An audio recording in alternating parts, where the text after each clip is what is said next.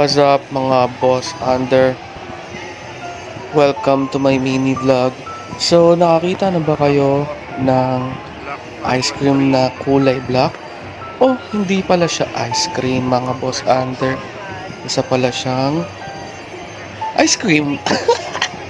Hindi, isa siyang yogurt na kulay itim. Dito lang yun matatagpuan sa SM Marilao ground floor. Ito kung makikita nyo, may mga iba't iba siyang toppings. Ayan, ang tawag nga pala sa kanila is BLK 513. Hindi ko alam kung Black 513. Basta yan, nadaanan ko lang yan. Ayan, may iba-ibang flavor. May toppings, mango, kung ano pang gulay-gulay dyan.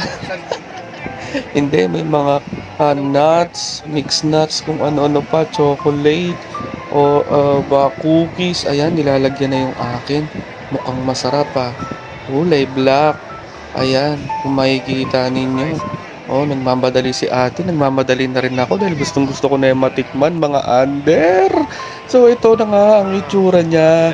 Kulay itim. Parang nakakatakot siyang kainin. Parang kulay kanal. Hindi mo maintindihan pero mukhang masarap. So, ito na nga.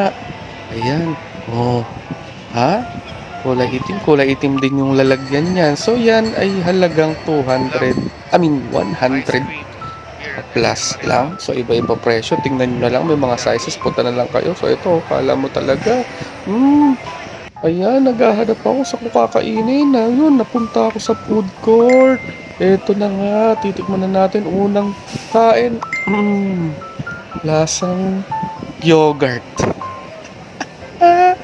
So, ayan. Nakita nyo, kulay itim siya. Ang totoo niya, niyang-hiya ako sa mga kapaligid pero wala akong pakialam dahil masarap. Ayan, mga boss under. Nakatakas na naman ng inyong number 1 under. Pakain-kain pa ng yogurt na kulay itim. So, ayan. O, pangalawang tikim. Nyam nyam nyam. Pag kinain mo siya, magkukulay itim ang iyong bibig. So, ito na nga, itsura niya, mauubos ko na. Yun ako, parang kanal. Pero masarap. So, punta na lang kayo dito kung gusto nyo matikman sa SM Marilao ground floor. Yan. Alagay dyan, no? Healthy food daw yan. 3 times more activated. O, mauubos ko na, guys.